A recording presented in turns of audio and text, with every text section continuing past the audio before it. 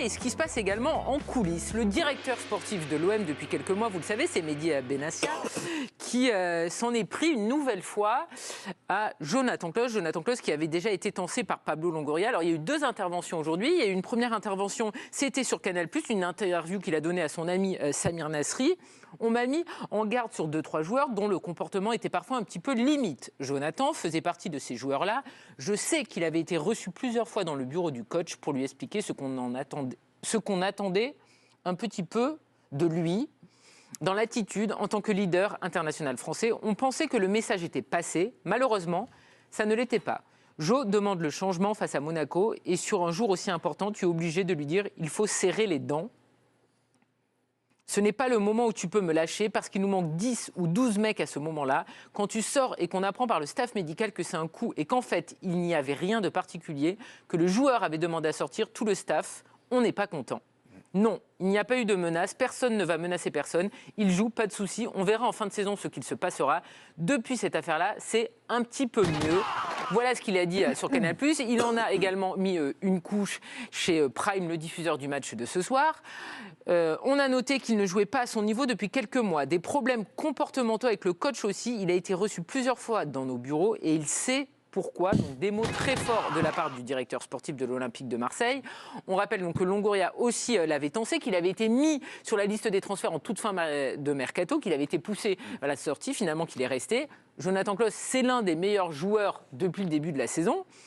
Et c'est du jamais vu quand même, Raymond, de voir un directeur sportif, un président de club, tenser à ce point un joueur, le jeter en pâture. Là, c'est supporters, amusez-vous, journalistes, etc. C'est rarissime, non? Un fait comme ça. C'est exceptionnel, mais je suis en train de chercher la raison. Je veux dire, où c'est de l'incompétence totale, où il y a un calcul derrière. Et le calcul, j'arrive pas à voir lequel. Mettre un joueur comme ça avant un match en difficulté alors que le club n'est pas au mieux, que c'est un des bons joueurs. Je veux dire, j'arrive pas à saisir où ils vont avec cette histoire, mais c'est dans l'image de ce que montre Marseille à un moment. C'est un peu n'importe quoi, tout le monde dit tout et n'importe quoi. Le mercato est fini en plus. Il dit ça avant la fin du mercato. On va pouvoir le transférer, voilà, on n'en veut plus. À la limite, c'est un moyen. Mais là, maintenant, il a besoin de lui. Ils ont besoin de lui jusqu'au mois de mai, vu ce qu'ils ont à côté. Je pense un moyen, même si ça avait été pour le vendre, c'était un très mauvais moyen. Je veux dire, quand tu vends ta bagnole, tu dis pas, par contre, le moteur, il est un peu pourri. Oui, alors, je vous explique pas. Hein, dès qu'on passe 90, et tous. Vous avez des soucis avant de votre voiture, j'ai l'impression. Voilà. On va continuer sur la voiture dans quelques instants, mais on va prendre une dernière fois de Giovanni Castaldi, parce qu'après, il va être mis dehors. C'est une Ferrari, là. On va aller voir la Ferrari de Giovanni Castaldi. Giovanni, un petit mot. Est-ce que vous comprenez l'acharnement de l'OM envers Klaus et comment c'est perçu aussi par les journalistes locaux? Parce que c'est vrai que Marseille a tout connu, mais là, c'est assez particulier, le DS, le président, qui se focalise sur un seul joueur.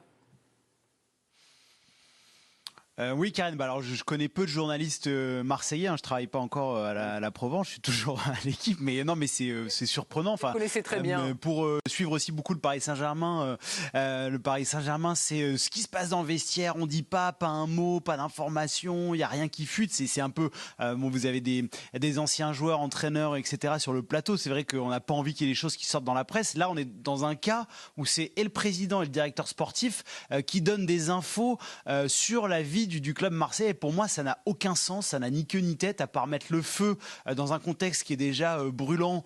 Ça ne sert à rien. C'est des trucs qui doivent se régler en interne. S'ils ont des choses à se dire, je pense qu'aujourd'hui, c'est facile quand même de faire des réunions, de se parler, et ils le font entre eux. Mais de laver comme ça le linge sale sur la place publique, je trouve ça ridicule et ça sert pas du tout l'OM. Donc, tout ça, honnêtement, sincèrement, Karine, je ne comprends pas. Je vois pas où est l'intérêt.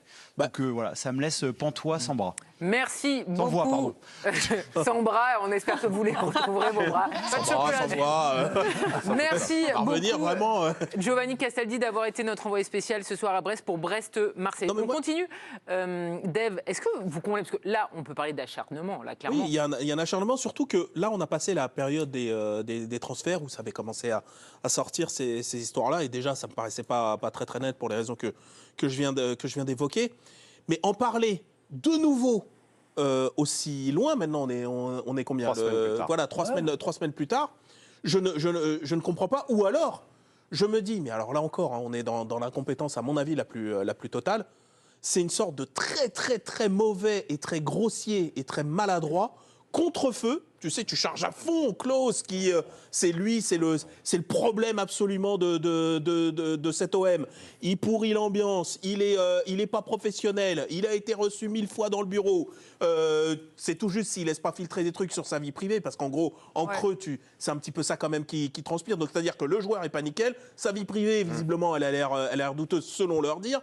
Et en fait, tu as l'impression qu'en chargeant la mule comme ça, encore aujourd'hui, alors qu'on l'a dit, il jouait un match capital là ce soir. Je me dis que c'est un très mauvais contre-feu qu'ils essayent d'allumer. Je ne peux voir ça que d'autant plus qu'ils le font jouer. Ils le font jouer. Il était titulaire. Et franchement, on peut faire sur la moyenne de la saison. Honnêtement, Claude, je pense qu'il est top 3 dans cette équipe. Ludo, vous avez été joueur. Mehdi Benassia, il y a encore très peu de temps, il était joueur de foot. Il a eu des soucis avec des entraîneurs, des directeurs sportifs, comme tout joueur dans une carrière. Est-ce que vous comprenez que un directeur sportif qui a une âme de joueur, Mehdi Benassia, ça a été un très grand joueur, il puisse aller comme ça en frontal sur un joueur. Tout est focalisé sur ce joueur. Et pour l'instant, c'est vrai que les supporters marseillais ne se sont pas non plus mis en grippe Jonathan Klaus, mais ça peut arriver au bout d'un moment. C'est quand même dangereux. Je pense qu'il y a un côté peut-être, je viens d'arriver, je veux marquer mon territoire. Je veux montrer les muscles. Démonstration d'autorité. Je ne crois pas que ce soit la solution la plus à même sur le moment de satisfaire tout le monde. Parce que déjà, il cite 3 noms. J'ai 2-3 comportements qui m'ont cuit des 2 autres. Pourquoi lui et pas les autres? Ça apparaît presque comme un règlement de compte. Je ne vois pas ce que le club gagne à faire une sortie. Ils vont être obligés, bon là, vu comment ça se passe, il va partir cet été. Oui, là, on imagine. Et tu dévalues ton joueur. C'est un fouteur de merde. Il est tous les 4 matins dans le bureau du coach et ça se passe mal. Il est tricheur, puisqu'il a une blessure apparemment pas si grave. Mais je ne sais pas comment Jonathan Klaus sortira de cette... Je ne sais même pas d'ailleurs, il a dû la voir à la mi-temps, parce que je ne sais pas s'il a regardé son téléphone ou machin, et on a dû lui faire passer le message. Je ne sais pas comment tu réagis à ça. Je ne sais pas si c'est vrai non plus. Peut-être que Jonathan Klaus, il a des choses à se reprocher, peut-être qu'il n'est pas irréprochable, j'en sais rien. Mais je ne vois pas l'intérêt du club à faire ça. Je ne vois pas où le club sort gagnant d'une telle déclaration. Mehdi Benassia, lui, il y a un côté pistolero, je règle mes comptes, mais on a l'impression que c'est du perso. C'est pas un truc club. Tu sais, tu ne protèges pas le club. Tu as l'impression que c'est un règlement de compte entre 2 personnalités. L'impact, je ne suis pas sûr qu'il soit contre Klaus. Parce que s'il n'était pas sur le terrain, s'il n'était pas bon sur le terrain, tu dirais oui, et tout le monde pourrait aller dans le sens de Benassia. Mais ce n'est pas le cas. Donc, qu'est-ce qui va se passer? Les gens vont prendre ton argument, c'est vrai, c'est un règlement de compte, il n'a pas voulu partir, il n'a pas voulu être transféré, parce qu'on fait du pognon sur les transferts, et lui, on pouvait le transférer, il n'a pas voulu partir. Non, mais ça va même au-delà, c'est-à-dire que là, ce qu'il dit là, alors après, je sais que Didier Deschamps, lui, doit se faire son idée personnelle. Mais Didier Deschamps a déjà son idée sur Jonathan Klaus. Mais bon, si tu avais un sélectionneur qui pouvait peut-être un peu douter sur le... Il le met en grande difficulté sur même la suite de sa carrière. C'est pour ça que Didier Deschamps a déjà son idée sur Jonathan Klaus. Il l'a pris, il l'a pas pris, il l'a rappelé, il en est plutôt content. Il y a des gens comme Alexandre Lacazette, on s'en souvient. Mehdi Benassia, c'est quand même le Bayern de Munich, c'est ces choses-là. Donc il a une parole qui est sûrement écoutée. Si Jonathan Klaus a prévu de partir cet été dans un club plus huppé et tout ça, enfin, il lui met un coup de... pour la carte de visite, c'est terrible. Là, il lui met un CV, là. Non, mais il lui met un coup de rap terrible. Timothée?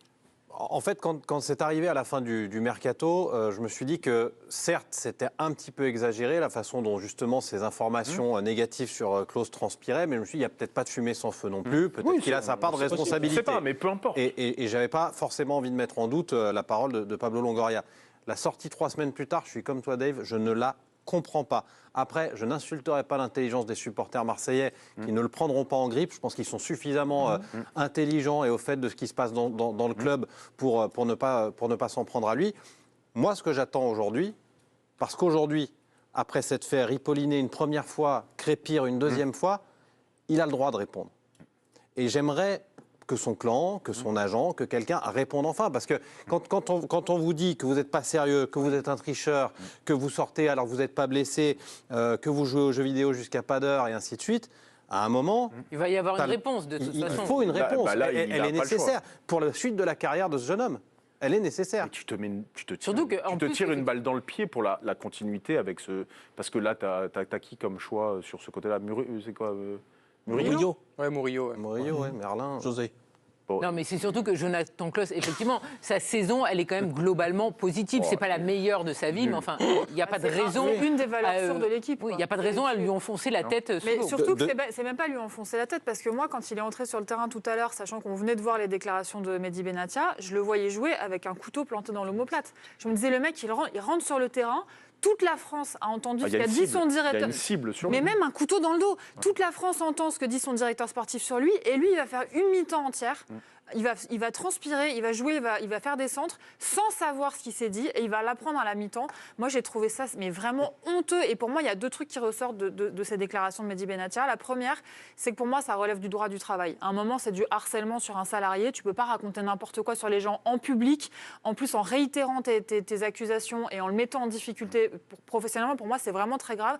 Deuxièmement, ce qui ressort pour moi, quand Mehdi Benatia il parle de problèmes comportementaux en parlant de Jonathan Klaus, pour moi, le problème comportemental, il est du côté de Mehdi Benatia. L'orgueil et la condescendance avec laquelle il parle d'un salarié du club dans lequel il est lui aussi salarié, je trouve que c'est honteux et pour moi, c'est irresponsable. Tu peux aboutir à une dépression du joueur en le mettant comme ça, vraiment au banc, au pilori. Je trouve ça, mais vraiment, mais honteux. J'ajoute Juste le mot de la fin, effectivement, parce qu'on a beaucoup de choses. Oui, j'ajoute que par rapport aux supporters qui doivent plus savoir où ils habitent là, avec cette équipe, ce club, etc. et avec ce qu'on leur avait vendu, avec ceux avec quoi ils se retrouvent, c'est qu'en fait, tu vas créer finalement ce qu'on appelle une sorte de biais de confirmation. C'est-à-dire que maintenant, Klaus, le moindre match où il va passer au travers, ça peut arriver. Oui. Il est Et pas, puis, de toute voilà. façon, là, psychologiquement, il est touché. Exactement, il est touché et le moindre match où il va rater un geste, etc., comme il le raterait quand bien même il serait dans des très bonnes dispositions parce que c'est le foot, eh ben, ça va envoyer le truc. Ah, mais t'as vu, ils avaient raison, hein, c'est peut-être qu'il n'est pas sérieux, tu vois ce que je veux dire? Il y a un retour qu'il ne va pas faire en défense. Le verre est dans le fruit. Les supporters marseillais connaissent trop le football pour Ouais, faire ce genre non, de mais raccourcis. je doute pas Et moi, de ça, mais je me dis, à force, tu sais, tu peux... Notez vraiment le mot de la fin, sinon on ne va pas pouvoir Je serais même tenté de penser qu'il pourrait presque devenir chouchou. Ah bah écoutez, prendre sa défense. on verra sera un ça. super désaveu, Jeudi, quoi. de toute façon, il y aura effectivement un match en Ligue Europa.